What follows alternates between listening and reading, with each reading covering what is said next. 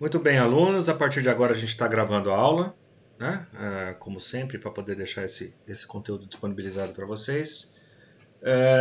Quem tiver algum problema com essa aula gravada, por favor, se retire da sala e você vai ter a oportunidade de assistir essa aula depois aí no compartilhamento dela ao final dessa primeira aula. Ok? Nosso material continua sendo aí disponibilizado, né, e confeccionado pelo professor Luiz Farcas.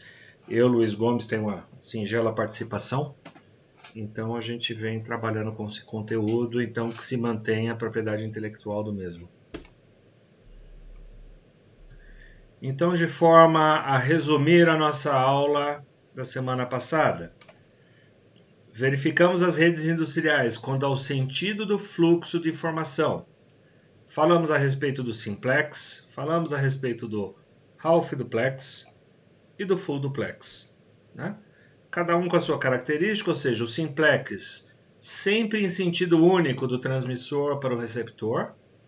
Half duplex, troca de informação, só que alternado. Ora, eu uso o canal de comunicação para transmitir, ora, eu uso o canal de comunicação para receber. E o full duplex, os dados trafegam simultaneamente nos dois sentidos. Então, se a gente tiver que utilizar modelos existentes para fixar o conceito, eu falo que o modo simplex é o modo televisão, onde a transmissora emite o sinal para a minha TV e a minha TV não consegue receber. Não estou falando de Smart TV, hein? Estou falando do sistema televisivo aí convencional. Half duplex, a metodologia de comunicação do walk-talk, aqueles rádios de segurança, onde você tem que falar o QAP prossiga, indicando ao indivíduo que você está desligando o botão e está abrindo o canal de comunicação para o segundo elemento, né? Então, ora eu falo, ora eu escuto. E o full duplex com a telefonia convencional, onde eu consigo falar e escutar simultaneamente por dois canais distintos e isolados. Ok? Alguma dúvida aqui? Ficou em aberto? Nenhuma, professor.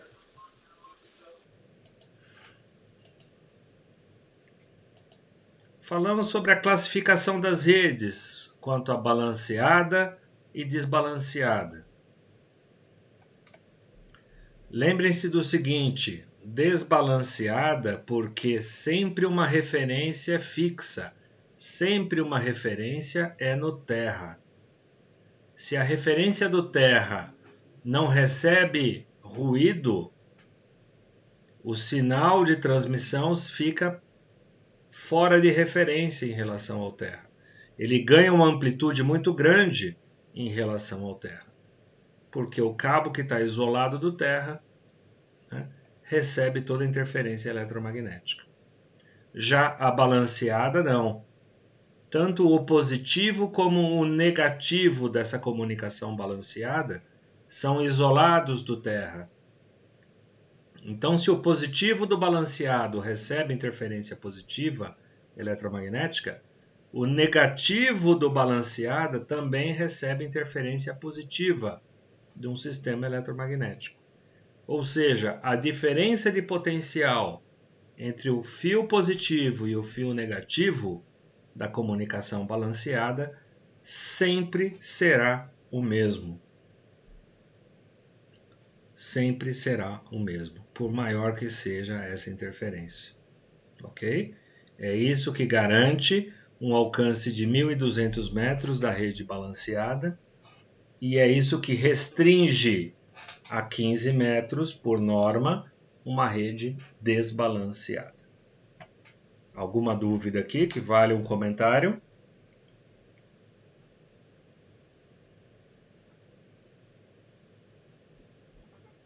Tranquilo, professor. Não, professor. Falamos também a respeito dos tipos de conexão. Aquilo que a gente chama de conexão ponto a ponto, onde existe um link dedicado entre dois únicos dispositivos. E o que a gente chama de ponto multiponto, no qual mais de 2 dispositivos compartilham um único link. Podemos falar uma rede de comunicação ponto a ponto, o mouse em relação ao computador. Ué, mas porta USB é comunicação, professor? É comunicação USB. Universal Serial Bus. USB vem de barramento serial universal. Tá? E é uma comunicação ponto a ponto. Né? Um único mouse só obedece a um único computador. Ele não consegue obedecer a 3 computadores simultâneos. Então a gente consegue gerar um exemplo de ponto a ponto aqui. Já o multiponto, eu tenho um único link que disponibiliza a comunicação para vários dispositivos simultâneos. O exemplo mais fácil de ser dado é o exemplo do roteador dentro de casa, né? O roteador wireless. Aceita o seu celular do papai, da mamãe, do vizinho, pica-pau, né? De todo mundo ali. Aceita até 32 conexões simultâneas. Um único equipamento. Então, quando eu tenho mais de 2 equipamentos simultâneos, a gente chama essa comunicação de multiponto. Dúvidas quanto a esse conteúdo revisado? Esse aqui foi o final da nossa última aula, certo? Nenhuma dúvida, professor. Pode prosseguir. Vamos lá. Nenhum chat comentado, mas ninguém se manifestou. Então vamos lá. Continuando. Hoje a gente vai falar um pouquinho de topologia física. Topologia física. Como que fisicamente esses equipamentos podem estar interligados, né? Seja no ponto a ponto, não faz muito sentido, né? Vamos analisar, na verdade, as topologias existentes do multiponto. Essa que é a grande sacada, a grande diferença aqui que a gente vai estar apresentando para vocês hoje, tá? Então a gente abre a discussão, né? Exatamente definindo o que seria a topologia, né? Quando eu falo de topologia, eu estou me referindo ao modo segundo o qual uma rede ela vai ser montada fisicamente.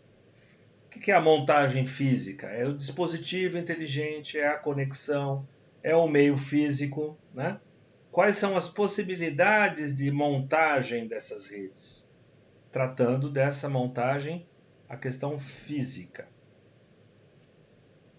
Existem aí 4 modelos básicos de topologias que a gente discute, tá? Qualquer coisa diferente disso daqui passa a ser o quê? Um complemento, passa a ser uma junção de tecnologias, tá? Então vamos lá. A primeira topologia que a gente apresenta é essa daqui, chamada em anel, onde para todo quadro, tá? Cada uma dessas bolinhas aqui identifica-se por um dispositivo inteligente da minha rede, ok? Afinal de contas, para que um equipamento trabalhe em rede, eu preciso ter um dispositivo inteligente, certo? Um outro detalhe que eu tenho que destacar, cada uma dessas barrinhas é um enlace, é um link de comunicação para o equipamento. Então, se eu tenho uma bolinha aqui, ó, com 2 barrinhas, quer dizer o quê? Eu tenho um dispositivo inteligente com uma e com 2 interfaces de comunicação. Tudo bem? Tá claro isso para vocês? Essa bolinha aqui, ó, tem uma única interface de comunicação, porque só tem uma barrinha saindo dela. Essas bolinhas também, ó, só uma barrinha saindo de cada uma delas. Tá claro isso, pessoal, para a gente começar a falar de topologia? Tá claro, professor. Sim. Então vamos lá, vamos analisar essas topologias aqui, ó. O que configura uma topologia em anel? Né? Dispositivos inteligentes em várias ligações, ponto a ponto. Concorda que isso aqui, ó, é um ponto a ponto entre essas 2 máquinas? E essa bolinha aqui tem um ponto a ponto com essa outra, que tem um ponto a ponto com essa outra e assim por diante? Ok?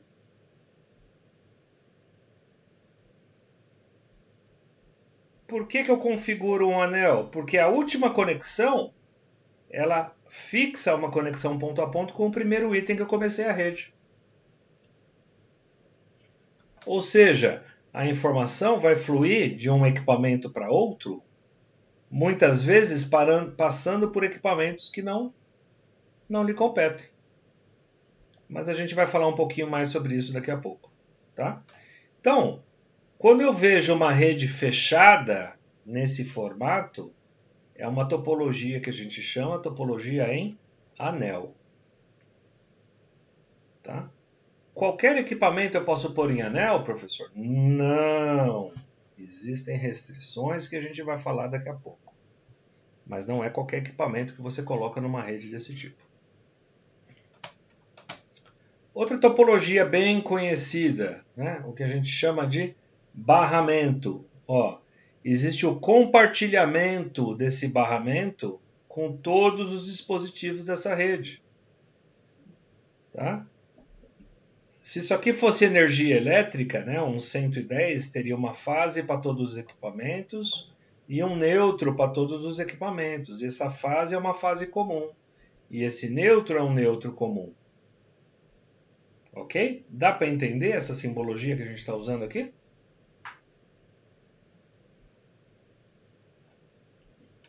Professor, você pode explicar de novo, por favor? Vamos imaginar que cada equipamento aqui... Já vou me antecipar, tá? É um par trançado. Esse barramento aqui pode ser um par trançado ou pode ser um cabo coaxial. Mas no caso é um par trançado. Se eu tenho um par trançado, eu tenho um referencial positivo e um referencial negativo nesse par trançado. Tudo bem? Porque essa rede ela é balanceada. Já estou antecipando outro detalhe para você. Um par trançado balanceado. Até aqui tudo bem? Beleza, professor. O primeiro dispositivo tem um positivo e tem um negativo. O segundo dispositivo tem um positivo e tem um negativo. E assim por diante. Todos os equipamentos nesse barramento possuem um positivo e um negativo. Ok? O positivo do equipamento 1 está interligado com todos os demais. O negativo do dispositivo 1 está interligado com todos os demais. O positivo está ligado com o negativo? Não. Senão eu fecho um curto-circuito e ninguém conversa com ninguém aqui. Por isso que a gente chama de um barramento compartilhado. Vamos lá, nós estamos em ambiente gráfico, então fica mais fácil a gente fazer esse tipo de explanação. Se a gente tivesse na lousa, eu faria de uma outra forma. Mas vamos lá.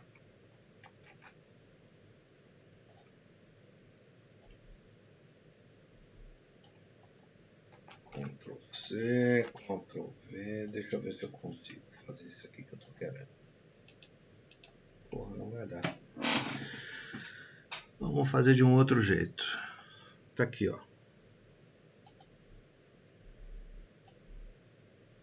Se é um par trançado, o que eu quero dizer para vocês? Existe um positivo para cada um desses equipamentos.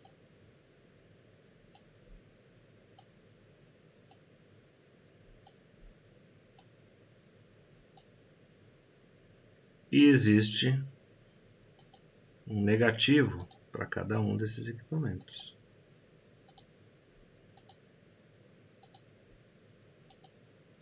Dessa forma, eu tenho um barramento compartilhado. Tudo bem? Ou não, tudo bem? Sim.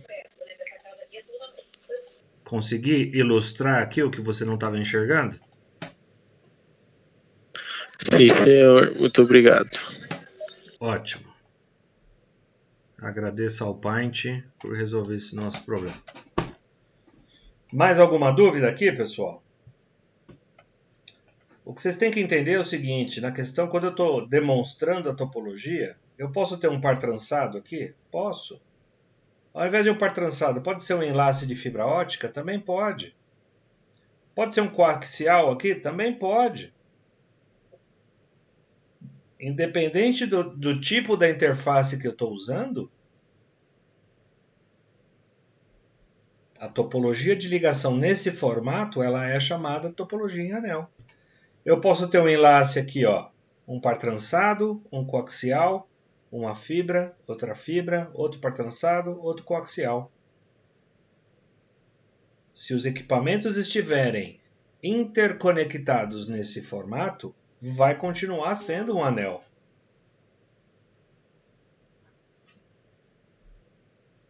Tudo bem?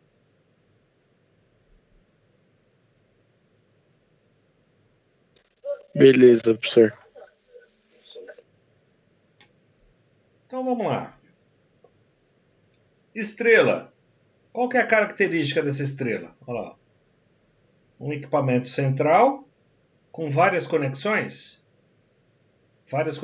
ponto a ponto com seus elementos periféricos, ok? O que parece essa topologia estrela para vocês aqui?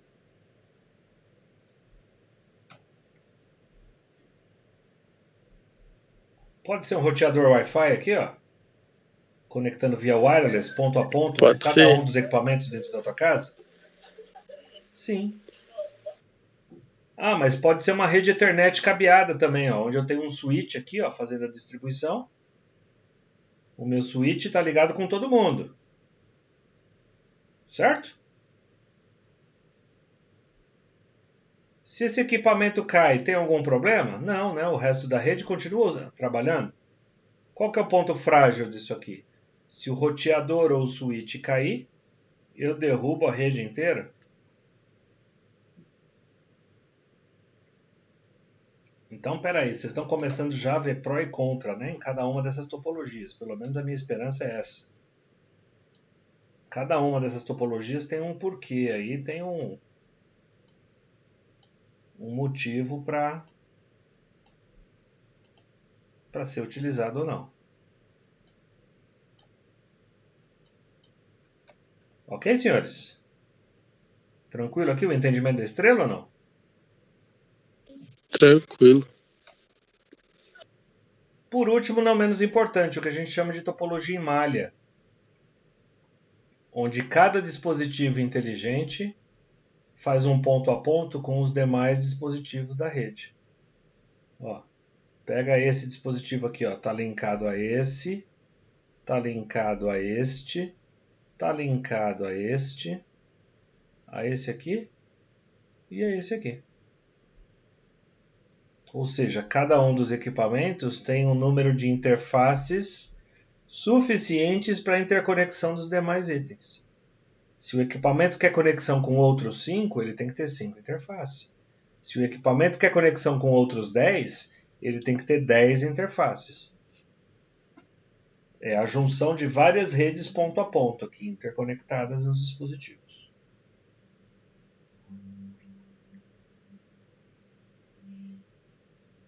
Tudo bem, senhores? Professor, e se no caso, se algum desses aí cair? No caso da malha? Isso. Nós vamos ver em detalhe cada um dessas topologias aqui. Aguenta mais um pouquinho que eu vou voltar a falar sobre a malha. Beleza. Para começo de conversa, tá entendido sobre o que a gente vai falar hoje? Sim, entendido. Então vamos lá.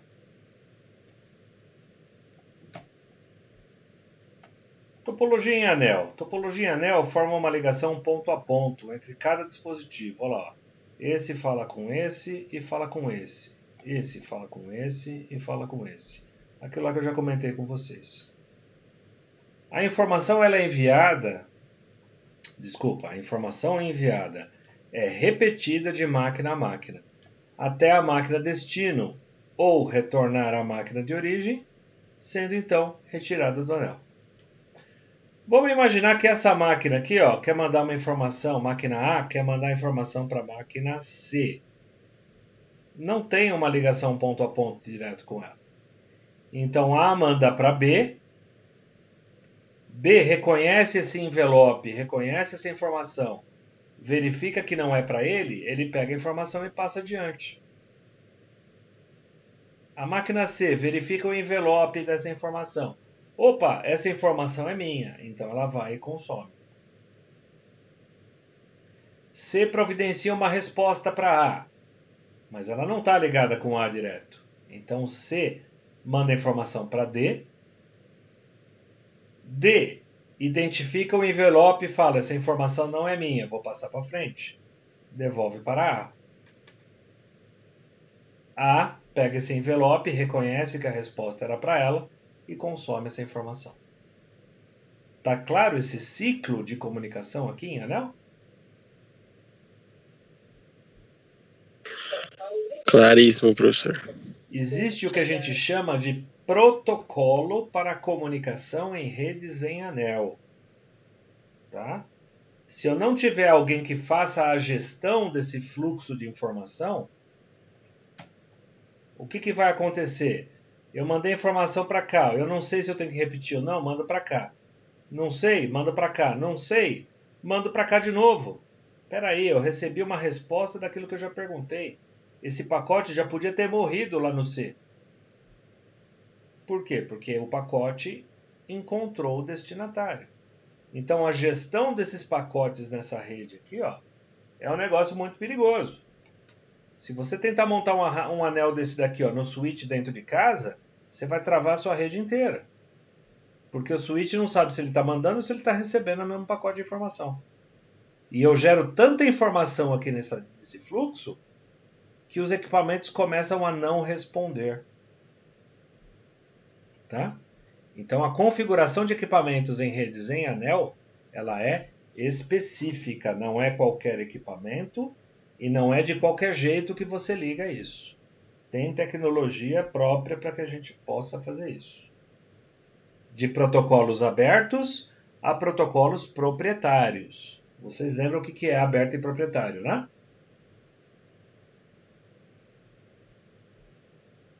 Sim ou não, senhores? Aberto ou de domínio público, proprietário. Lembra que a gente falou isso aí umas 3 aulas atrás?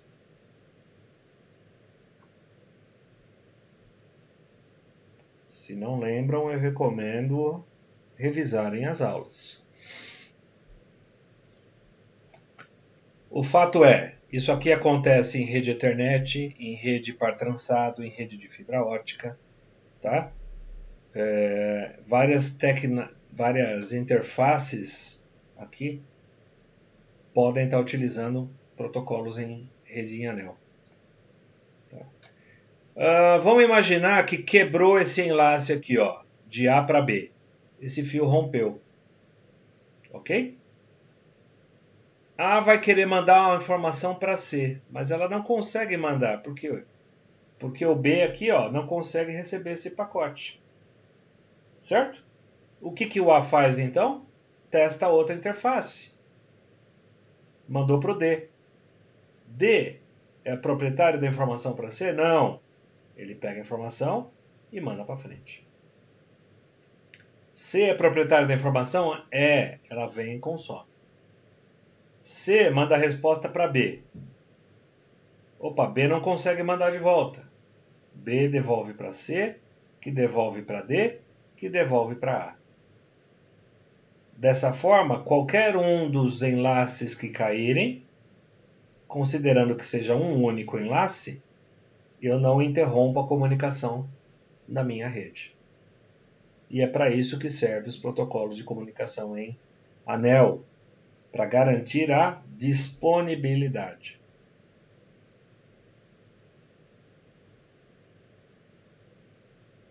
Tudo bem, senhores? Tudo bem, professor? Curiosidades.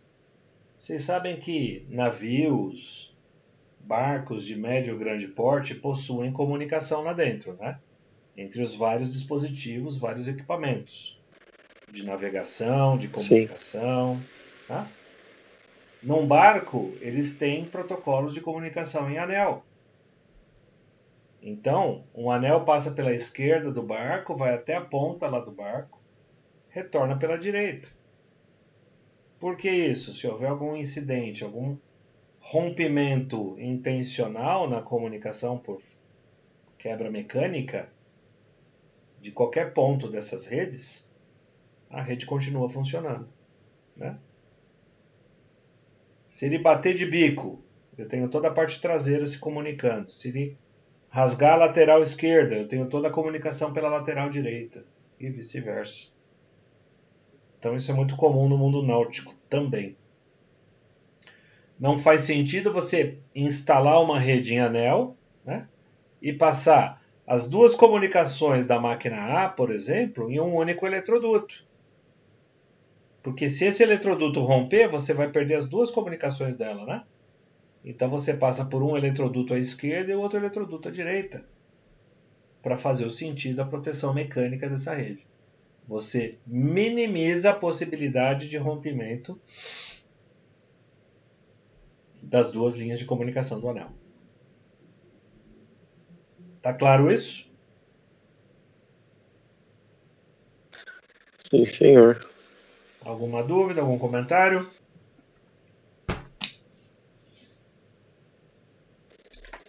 Acho que não, professor.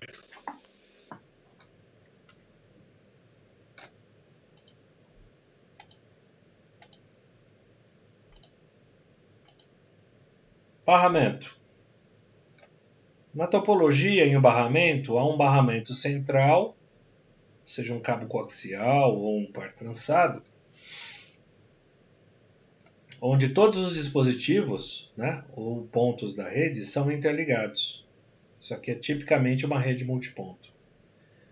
Necessita terminador próprio nas extremidades do cabo para evitar reflexão de sinal. O que vem a ser a reflexão de sinal? É como se fosse um eco. Eu mandei a informação, se ela não chegar em um final, ela pode refletir e retornar na rede. E isso isso provoca excesso de informação, excesso de tráfego na rede. Tá? Então os terminadores na rede são importantes para evitar isso que a gente chama de reflexão de sinal. Um bom protocolo de comunicação deve ser utilizado para evitar o que a gente chama de colisão entre os dados. Pense o seguinte, se eu tenho um barramento único para conversar aqui, eu fiz uma pergunta, se mais alguém quiser fazer uma resposta junto, concorda que vai conflitar o dado da informação da pergunta com o dado da informação da resposta? Né? Como é um barramento comum para todo mundo, os outros elementos não vão conseguir saber do que se trata essa comunicação. Essa comunicação fica truncada. É mais ou menos aquela situação em sala de aula onde todo aluno está querendo falar e o professor também. A gente consegue ter comunicação? Não, né? O meio físico ali é único, é o ar. Todo mundo falando ao mesmo tempo, ninguém consegue se comunicar. Existem colisões nas informações. Você não sabe se um pedaço da palavra é seu, se o outro pedaço da palavra é do outro. A coisa se perde. Então a gente precisa de um protocolo decente para fazer esse tipo de comunicação. Outro ponto de fragilidade do que a gente chama de rede de embarramento. Tá? Pensa naquela história do par trançado que eu mostrei para vocês. Se houver um curto-circuito desse par trançado, como é que eu acho ele? Pensa aqui, ó, essa rede aqui ó, tem 1 km de distância. E a rede está em curto. Veio com o multímetro aqui, pega um curto. Veio com o multímetro lá na ponta, está em curto. Curto-circuito é curto-circuito. E eu não tenho um equipamento de $40 mil que coloca na extremidade da rede e ele te fala, olha, está aproximadamente a 300 metros de distância. Tem equipamento que faz isso e custa de cerca de $40 mil. Um detector de curto desse tipo.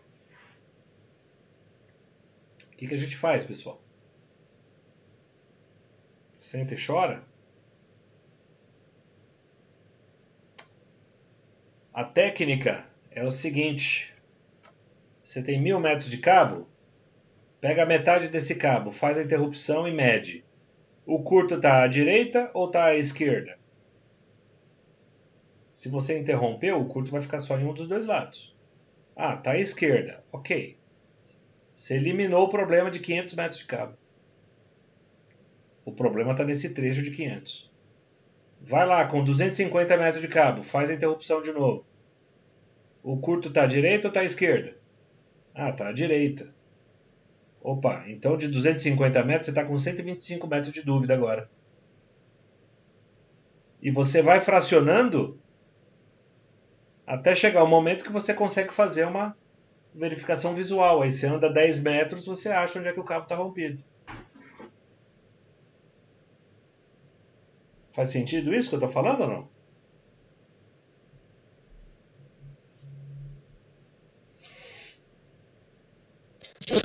Faz, professor. Tudo bem? Sim, senhor. Beleza. Se é uma rede tão frágil, por que está na lista aqui? Porque é a mais usada, porque é a mais barata. Tá? Simples assim.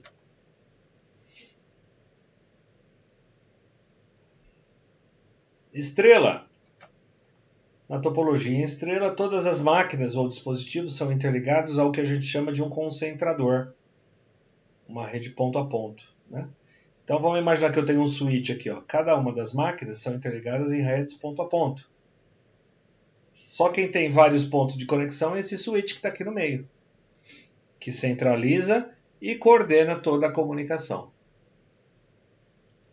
Então, nessa situação, rompeu um cabo, você só fica com uma máquina interrompida. Queimou uma máquina, você só fica com uma máquina interrompida, o resto da rede continua funcionando. Qual que é o grande problema?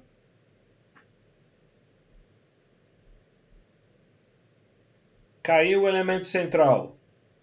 Alguma coisa nessa rede vai funcionar? Não. Esse é o grande problema. Tá?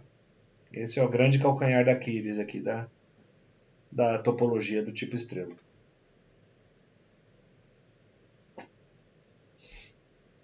Tudo bem, senhores?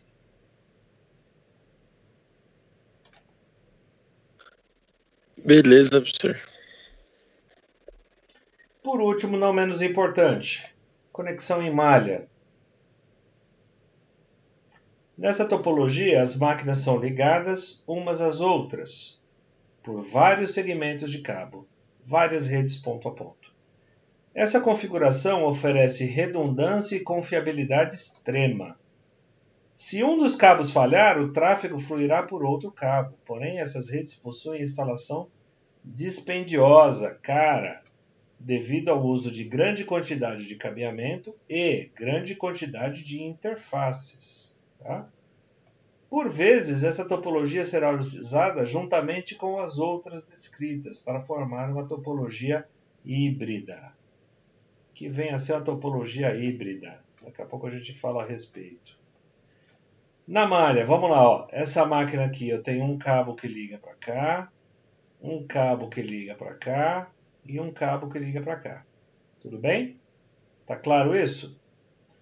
Vamos imaginar que a máquina A quer conversar com a máquina C e esse cabo aqui está rompido.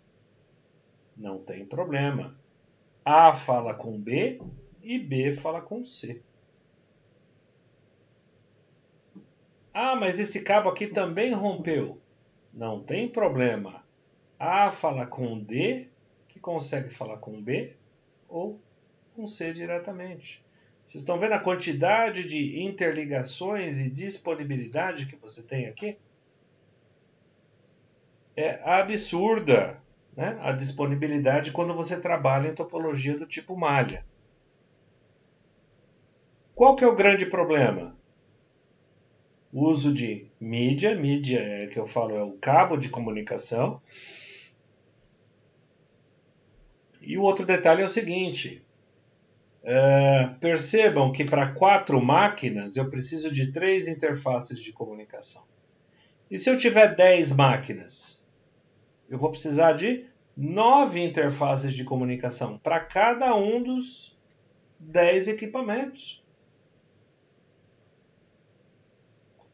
Para que vocês tenham uma ideia, dependendo do protocolo de comunicação, uma placa em específico de comunicação desse protocolo chega a custar $5.000 uma interface de comunicação. $5.000, estou falando de 50 e $45.000 para uma rede de 10 equipamentos. Então, isso aqui não é usado em qualquer lugar, pessoal. Tá? Esse tipo de topologia não é usado em qualquer lugar.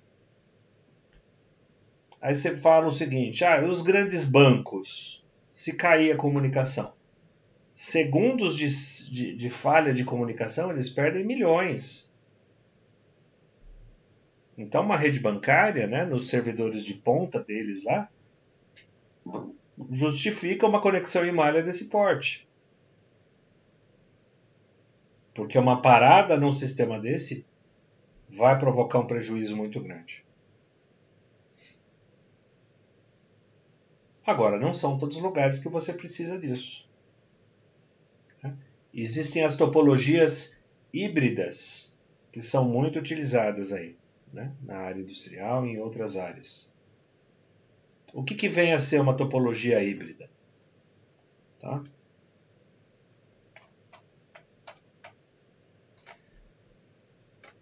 Pensa que essa bolinha aqui, dessa estrela, pode ser uma ponta dessa malha. Essa bolinha aqui ser a mesma bolinha aqui, tudo bem? Então eu tenho uma malha junto com uma estrela. E essa outra bolinha da estrela aqui, pode ser uma das bolinhas do barramento.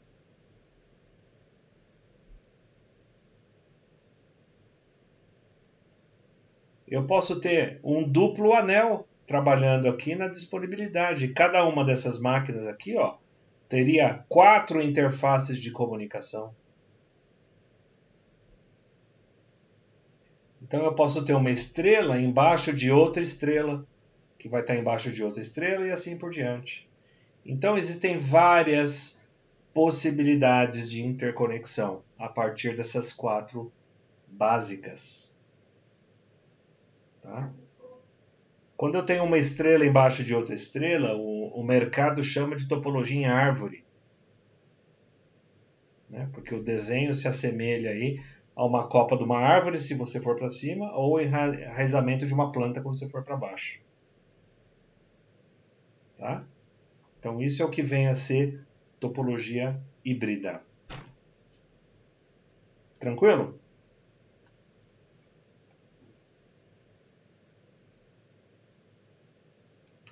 Nesse próximo slide, a gente tem aqui, vantagens e desvantagens de cada uma dessas tecnologias que a gente falou. Né?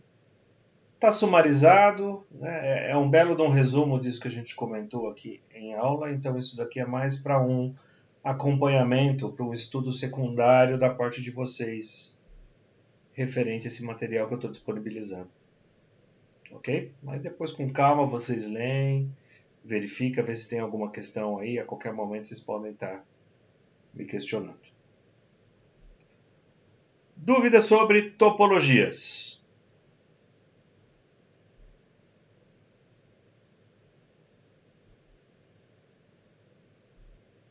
Professor, tipo assim, quer dizer então que cada uma dessas topologias tem uma aplicação diferente. Tipo, deixa eu tentar falar melhor. Ela vai ter uma utilização diferente, então ela pode ser aplicada em vários outros sentidos.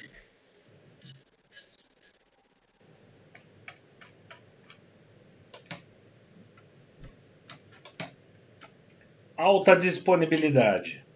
Malha, em segundo lugar, anel.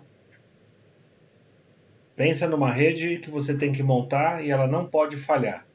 São essas duas técnicas que você vai usar. Muito dado mandando de um lado para o outro. Eu preciso coordenar esse envio. Estrela. Esse vem para cá, manda para cá. Esse vem para cá, manda para cá. Esse vem para cá, manda para cá. Esse manda para cá. Entendeu? Estou gerenciando. Fácil expansão. Estrela. Eu compro um switch de 48 portas, eu penduro 48 portas aqui, 48 equipamentos aqui. Correto? Mesmo que rompa um cabo ou que um cabo entre em curto, não prejudica o restante da minha rede. Tudo bem? Vou Tudo fazer bem. uma coleta de dados, uma amostragem de vez em quando só. Quero um negocinho bem baratinho, para funcionar de vez em quando eu preciso. Barramento. Ah, mas e se entrar em curto? Se entrar em curto vai parar, eu vou ter que dar manutenção, mas o meu processo não vai morrer por conta disso. Ok? Então, o quão crítico é a aplicação que você vai usar. E o principal referencial que entra nessa definição é para fazer o que eu quero. Qual que eu vou gastar menos? Sempre, cara. Sempre a análise final é o bolso. Ah, mas eu estou cuidando de 10 caldeiras sincronizadas. Porra, não adianta. Você tem que gastar um pouco, porque se essa rede der alguma falha, você vai ter um problema muito grande. Então você tem que trabalhar com um protocolo decente numa estrutura de rede decente. Se falhou uma comunicação, você vai usar outra. No mínimo o que você precisa é um anel de comunicação. Tá? Ah, vou medir temperatura de forno de cozimento de tijolo. Cara, mete um barramento lá, um ponto de energia, coletando dados e está feito. Temperatura é uma variável lenta. Né? Você só quer monitorar de tempos em tempos se o processo ali está de acordo com o que você quer. Mais do que suficiente. Preciso interligar 10 agências centrais do Itaú, região central de São Paulo. Qual topologia que você vai confiar aqui? Malha, cara. Malha. Se eu perco 1 minuto de transição, eu perco bilhões de reais. Simples assim. Tá? Então a escolha está vinculada à necessidade mínima que você precisa em termos de disponibilidade de comunicação em rede.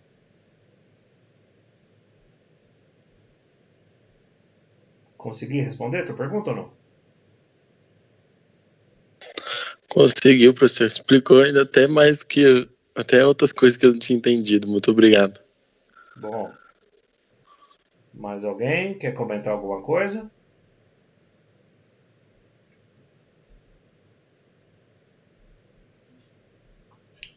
Seguimos?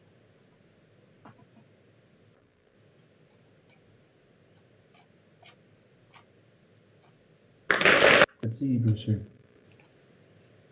Tipos de comunicação. Vamos falar um pouquinho de interface física da comunicação. Não? Quando a gente fala de interface física, estou falando do canal elétrico ali que começou toda a brincadeira. Tá? A gente pode dizer que 99% das interfaces elétricas existentes hoje partiram desses 3 modelos básicos que eu vou passar para você. Tá? A primeira delas, e a mais antiga, é o que a gente chama de RS-232.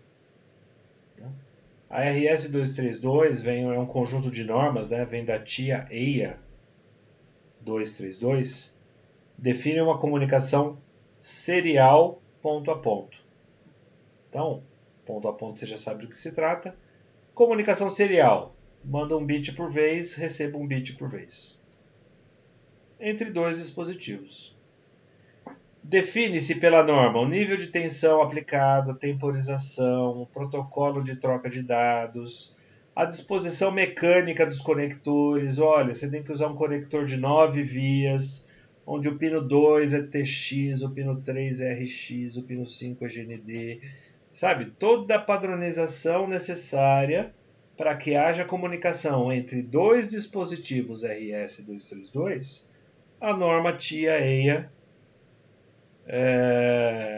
define e tem que ser seguido. A principal limitação deve-se ao fato da mesma operar por níveis de tensão em uma rede desbalanceada. Ou seja, todo o referencial aqui está em cima de um GND. A transmissão é referenciada ao GND. A recepção é referenciada ao GND.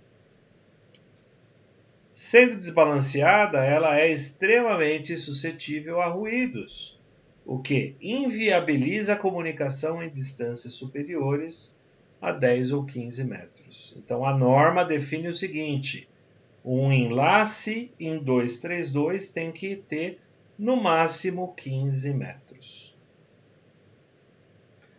Outra limitação é que o padrão foi desenvolvido para ser uma comunicação ponto a ponto, não permitindo que mais de 2 dispositivos usem a mesma linha de dados. Então eu tenho algumas considerações aqui a serem feitas. Primeiro ponto. Obrigatoriamente eu tenho que usar 15 metros? Não. Eu posso usar 1,5 metro de comunicação.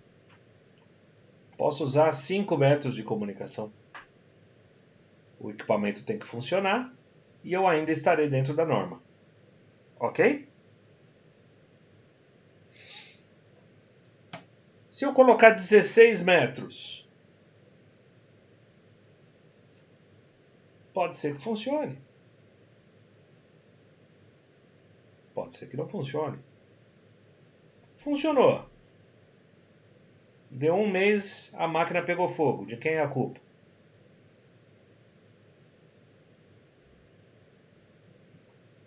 De quem desenhou o projeto e não obedeceu a norma. A partir do momento que o cara usa em parâmetros superiores à norma, esse engenheiro está sendo responsável por tudo que ocorrer a partir daquele momento. Se está dentro da norma e pegou fogo também, de quem é a culpa? É do fabricante. Ok? Agora, se eu estou usando uma tecnologia que está normatizada para 15 metros e não estou obedecendo isso, a culpa é minha. Exemplos? Eu já montei rede serial 232 com 45 metros de distância. Por quê? Eram 2 pontos que passavam no meio do mato, não tinha motor elétrico, não tinha nada, era uma simples coleta de dados de temperatura remota.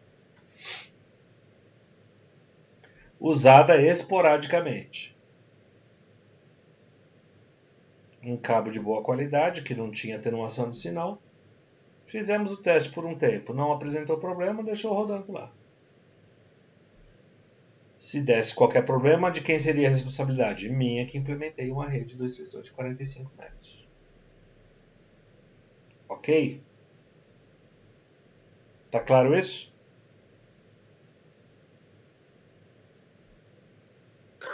Tá claro, professor. Mais um detalhe. Se eu tenho aqui uma comunicação exclusiva para transmitir e uma exclusiva para receber, qual é o tipo de comunicação? Full duplex. A questão é, essa tecnologia permite a comunicação full duplex. Obrigatoriamente eu tenho que usar full duplex? Não. A interface física, a interface elétrica, permite um full duplex. Eu posso usar essa interface com comunicação de um protocolo que use half duplex, sem problema nenhum. Posso utilizar essa interface em simplex, micro impressora de cupom do McDonald's. O micro manda para a impressora não manda nada de volta. Simplex, com interface RS-232. Tá? Então, antes que venha a pergunta, já estou me antecipando. Pô, professor, mas 232, aí rede desbalanceada, usa isso? Por que usa isso? Porque é barato, porque qualquer equipamento funciona com 232, porque boa parte das redes que utilizam 232 não passa de 2 metros. Com 2 metros de distância é muito difícil que haja interferência eletromagnética aí, tá? Que interfira no sinal elétrico dessa interface. CLP são programados em RS-232. Né? O nosso laboratório lá, a gente vai fazer lá a programação quando essa coisa retornar dos CLPs em interface 232. Tá claro isso, senhores? Senhorita? Dúvidas aqui?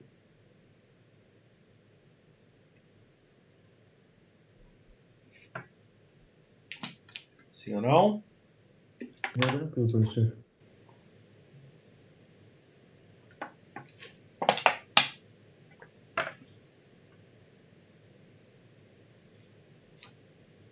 Pois é, professor, eu precisava de algo mais distante, né? A limitação dos 15 metros está me dando muito problema.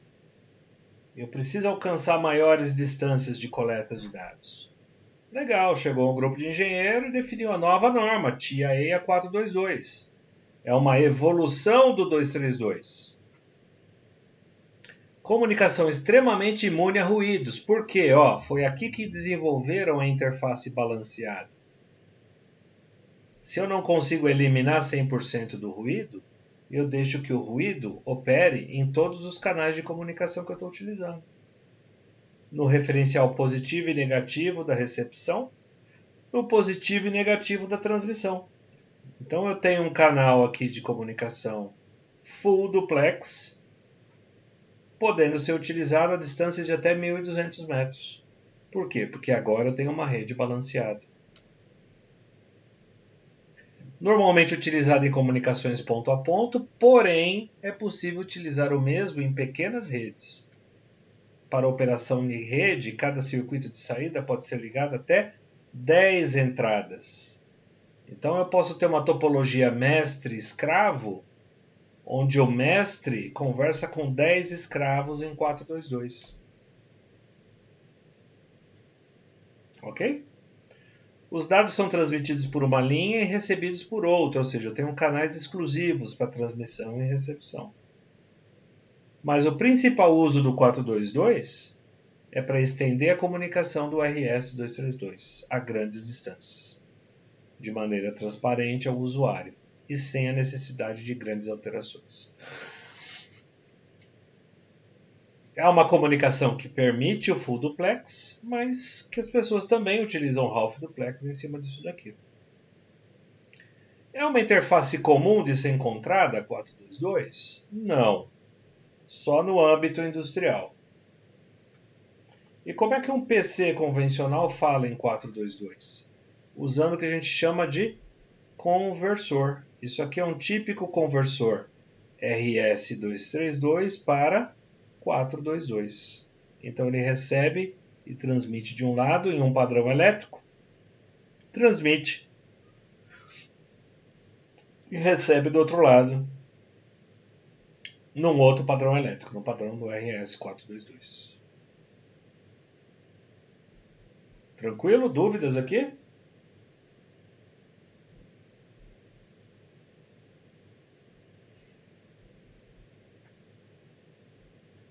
Aí quando definiram esse modelo aqui do 422, aí fizeram uma outra avaliação. Espera aí, eu estou usando 1.200 metros de distância, estou usando 2.400, 4.800 metros de cabo para conversar com esse cara. E eu preciso de uma leitura desse cara a cada minuto. E se a cada minuto eu inverter aqui, usar só 2 fios? Ora, esses 2 fios eu empresto para transmissão. Ora, esses 2 fios eu empresto para recepção. Um único par de fios que eu fico ali, trocando. Né? Transmissão, recepção, transmissão, recepção, transmissão, recepção. Tá claro esse chaveamento? Começaram a pensar nisso. Como é que eu economizo dinheiro nessa interface? Ótimo! Cria uma interface RS485. Também definido pela tia EIA. Tem como principal enfoque a comunicação em rede, ou seja, com apenas um par de fios é possível se comunicar com diversos equipamentos em rede. Ponto multiponto. Usando o mesmo barramento balanceado. Assim como no 422, o 485 utiliza a linha de lados balanceada, logo também permite a comunicação em distâncias de até 1.200 metros, de maneira extremamente confiável. Para a operação em rede, cada circuito de saída pode ser ligado no máximo a 32 equipamentos, 32 entradas. Nessa condição, eu não consigo falar full duplex. Ora eu transmito, ora eu recebo. Estamos falando de uma interface half duplex. Então, o esquema de ligação é algo parecido com isso aqui, ó. O mesmo conversor que faz 232 para 422 faz de 232 para 485. Entro com 232 e saio com 2 fios no 485. E cada um desses equipamentos aqui tem um ponto positivo e um ponto negativo, que a gente chama de data mais e data menos. Então, eu consigo perguntar para um equipamento. Quando eu faço a pergunta, todo mundo escuta. Só que quem que responde? Aquele que possui o endereço questionado. Tudo bem?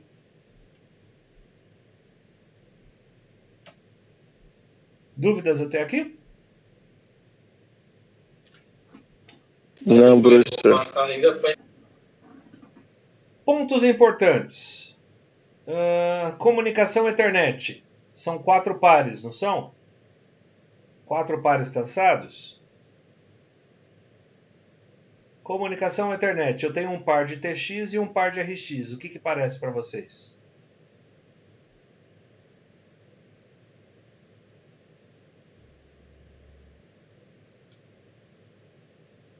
Um par de TX, um par de RX. A interface Ethernet é uma 422 melhorada, pessoal.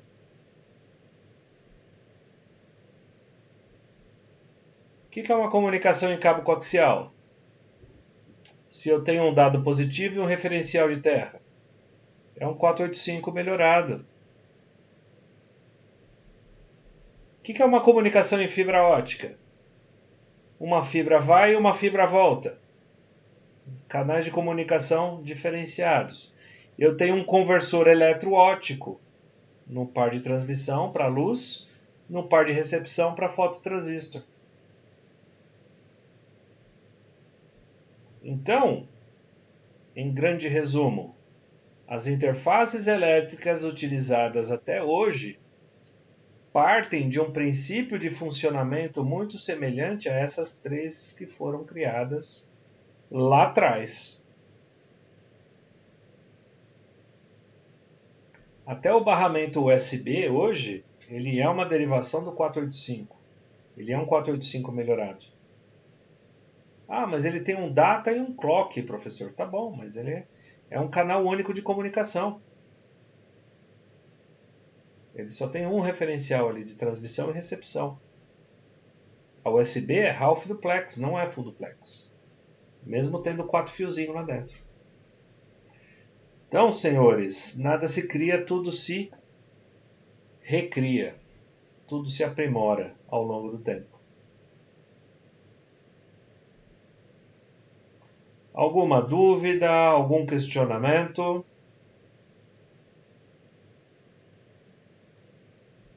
Da minha parte não, professor.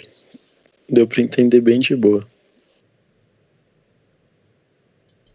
Além do Vinícius, mais alguém quer se manifestar? Estamos com 9 alunos aí na sala. Para mim tá de boa também, professor.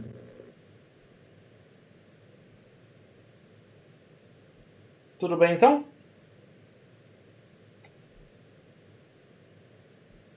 Para hoje é isso.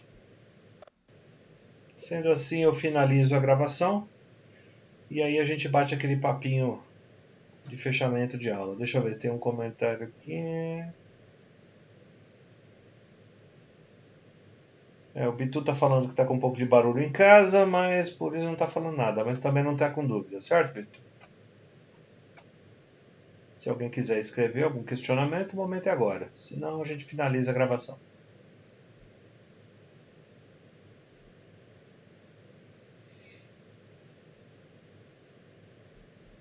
Então tá bom.